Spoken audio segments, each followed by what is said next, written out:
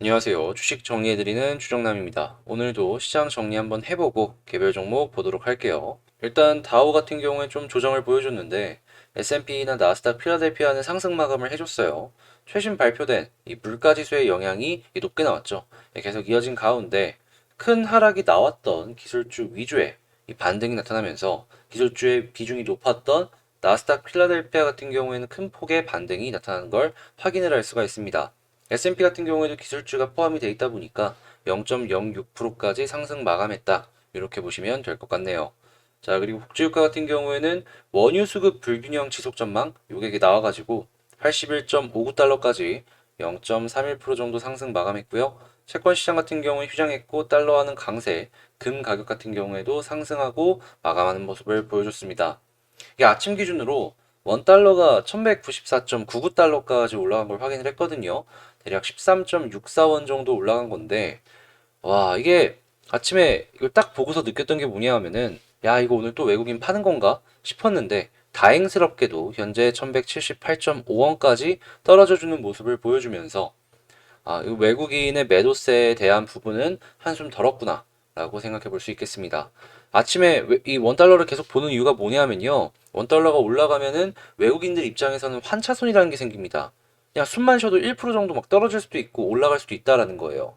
그래서 이제 거기에 대응하기 위한 외국인 매도세가 나타날 수 있으니까 그 부분은 꼭 체크를 하시면서 시장과 연동해서 보시는 게 좋을 것 같네요. 자, 그리고 뉴스가 나온 게 뭐가 있나 보면은 지금 한국이 폴란드 원전 수주전에 총력을 기한다라고 하고 있죠. 경쟁사보다 대략 30% 정도 싸게 짓는다라고 하는데 남는 게 있나 싶다가도 남는 게 있으니까 이렇게 하지 않나라는 생각을 해서 한국 쪽의 기술력을 다시 한번 생각해 볼 수 있는 내용인 것 같고요. 자, K조선 쪽이 한국조선해양 올 수주 목표 146%를 달성했다라는 걸 봐서는 이 조선 쪽은 확실하게 살아나고 있구나라는 걸 볼 수가 있겠습니다. 후판 가격도 어느 정도 안정이 되어 있고, 그리고 후판 가격 높은 걸 대비해가지고 재무제표 상에서 선손실 미리 쳐놓은 그러한 회사도 있었잖아요. 이제 나오는 이익들 같은 경우에는 전부 영업이익으로 연결될 가능성이 높기 때문에 이러한 뉴스가 나올 때마다 이 조선 쪽은 계속해서 지켜봐야 될 것 같다. 이거 말씀드리도록 하겠습니다.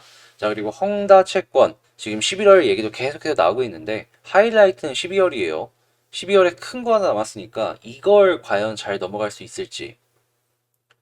중국의 부동산의 그래프가 꺾이고 있다라는 얘기를 본격적으로 들려오기 시작하는데 이 헝다 12월 채권이 아예 박살이 나는 모습을 보여주게 된다면, 야, 이건 한국도 무시를 할 수가 없다라고 생각이 들어서 12월 헝다 채권 어떤 식으로 흘러갈지 보면 좋을 것 같고요. 오늘은 MSCI 반기 리뷰 날입니다. 이 편입 편출 여기 어떤 식으로 이제 얘기가 나올지 요거 보면 될 것 같고요. 그리고 이제 폴더블 흥행에도 삼성 중소형 이 OLED 추가 투자는 이게 별로 생각이 없다라는 얘기가 나오고 있어요. 패널보다 예전에 모듈이 없어가지고 출하하는데 어느 정도 애로사항을 겪었다라고 해서요. OLED 쪽에 투자를 하시는 분들 같은 경우에는 특히나 장비 쪽 다시 한번 생각해 보시는 게 좋을 것 같네요.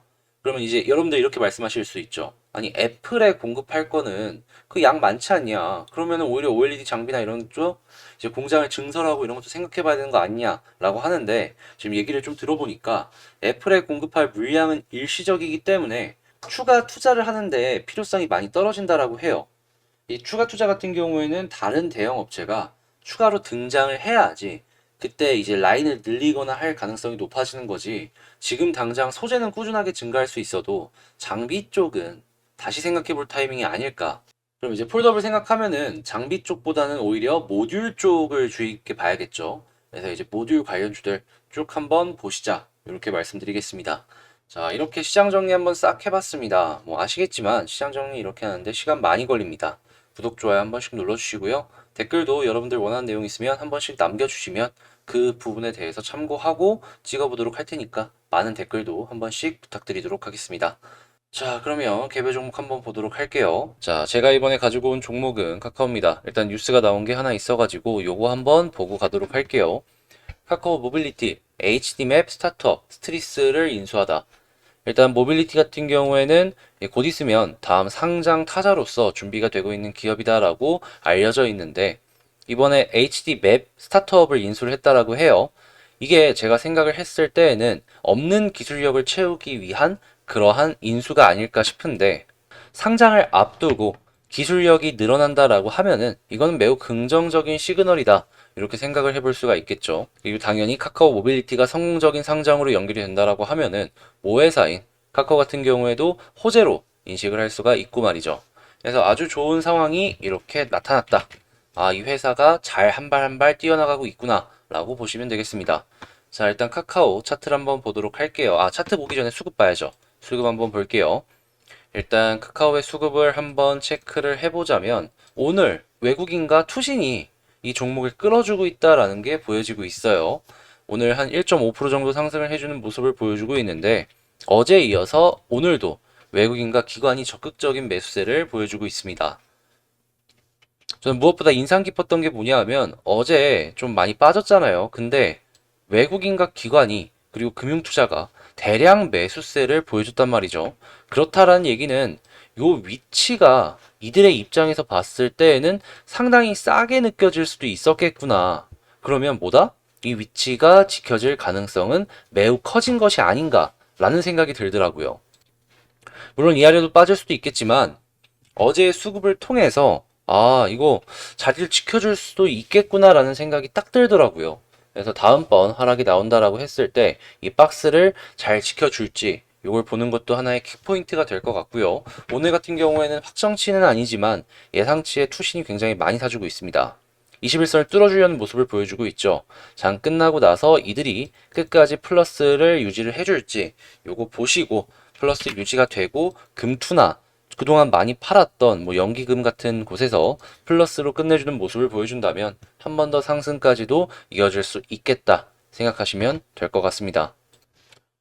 자, 수급은 마이너스보다 플러스가 좋아요. 근데 그 중에서도 플러스 계속 넣어준 애들은 유지해주면 좋고, 그리고 마이너스를 계속 보여줬던 그 특정 창구에서 플러스로 바뀌어주면 전 그게 제일 좋은 것 같더라고요. 무언가 상황이 바뀌었다라는 거잖아요. 그래서 이제 수급은 이런 식으로 꾸준한 건 꾸준하게, 뭐 생각도 못한 데에서 플러스가 나오면 더욱더 긍정적으로 이런 식으로 보면 되겠습니다.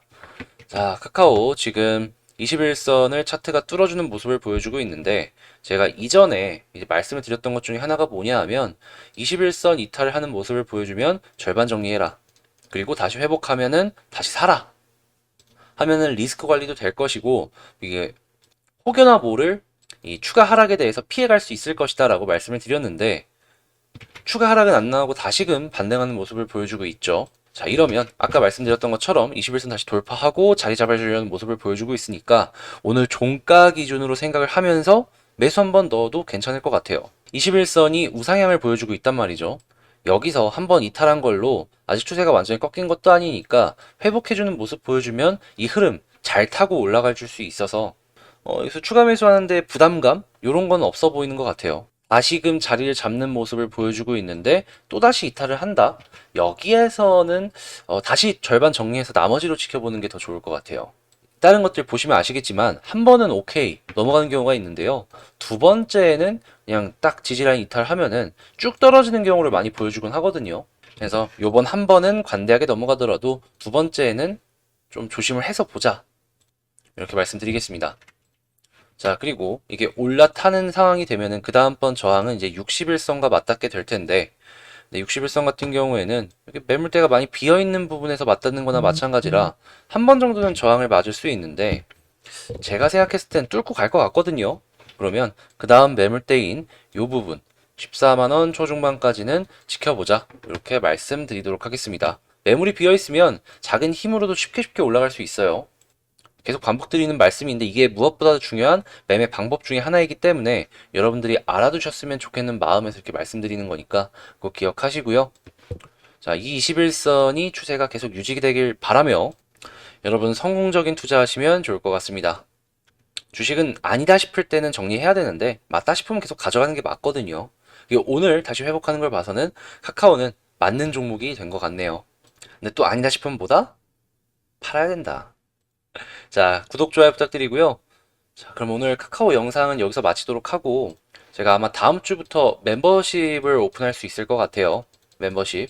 여러분들께 추천, 매도, 다시, 뭐 제가 여러분들께 매수 매도를 실시간으로 드리고 뭐 이런 건 아니고요. 그냥 이제 제가 보는 관심 종목들 있잖아요.